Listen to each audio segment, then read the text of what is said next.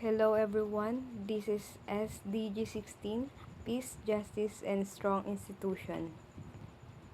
For our goal, promote peaceful and inclusive societies, provide access to justice, and build effective institutions.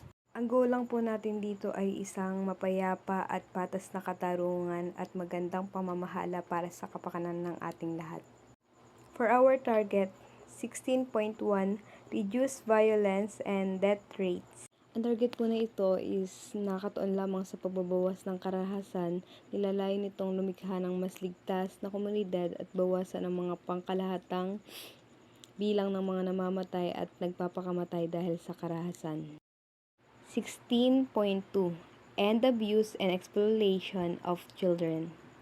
Sinasabi lang po sa target na ito is protektahan ng mga bata mula sa lahat ng uri ng pang-abuso at kaharasan. Kabilang dito yung pisikal, sexual at emosyonal na pang-aabuso.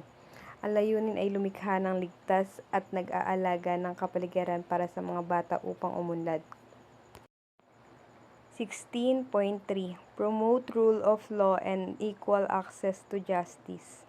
Ang sinasabi po sa target 3 is itaguyod ang batas sa pambansang pandaigdig, antas at tiyakin ang pantay na pag-akses sa hustisya para sa lahat.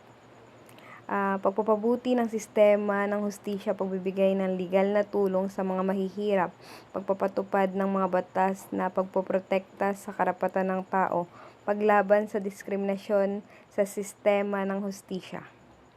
16.4, reduce illicit financial and arm flow.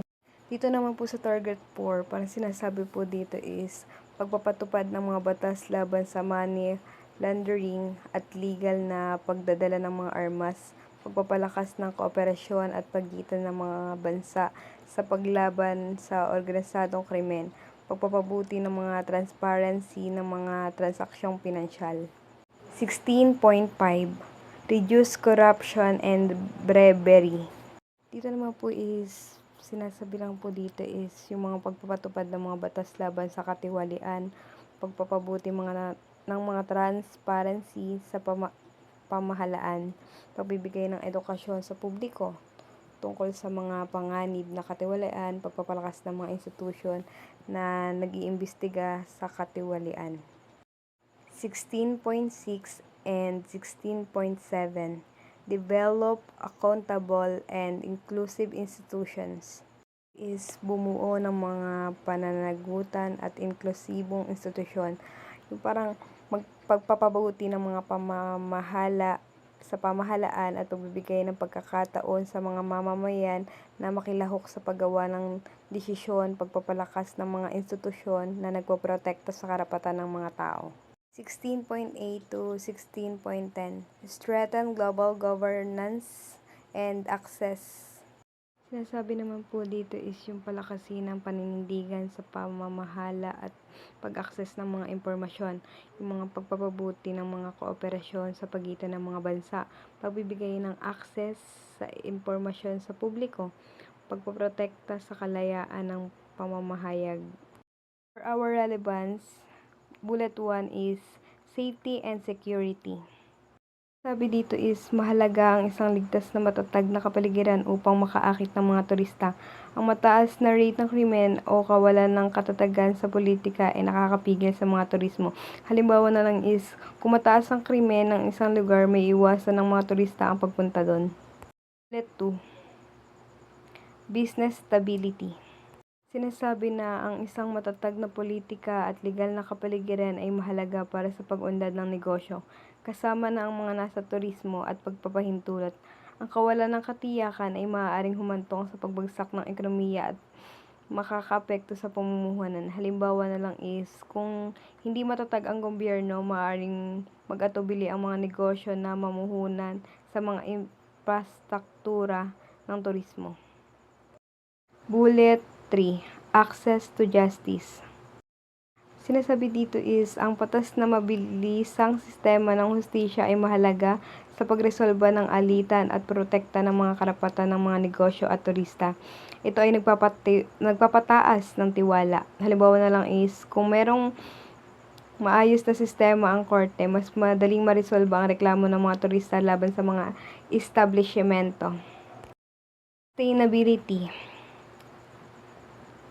Ang sustainable ay kasanayan sa turismo ay lalong mahalaga. Ito ay sinasalang-alang ang mga epekto at sa kapaligiran, sosyal at ekonomiya ng turismo, tinitiyak na pangmatagalang bisa nito. Ang SDG 16 ay nakakatulong dito sa pamamagitan ng pagtataguyod ng responsableng pamamahala at institusyon. Halimbawa na lang is ang pagsuporta ng mga lokal na komunidad at pagprotekta sa kapaligiran ay mga halimbawa ng sustainable tourism. For our real-life example, political unrest in Thailand in various periods. Thailand has experienced periods of political instability and protest throughout its history. During this time, tourists arrived often decreased as travelers were apprehensive about potential safety risks and disruption. The impact varied depending on the severity and duration of the unrest. For our proposed solution, bullet 1 is promoting transparency and accountability. Ang example na lang po dito is yung parang yung pagpapakita ng mga budget ng gobyerno online para makita ng mga publiko. Bullet 2 is business stability. Bullet 2, strengthening law enforcement. Ang example lang po dito is yung mga pagpapatayo ng mga karagdagang korte upang mabawasan ang backlog ng mga kaso. For bullet 3, education and awareness.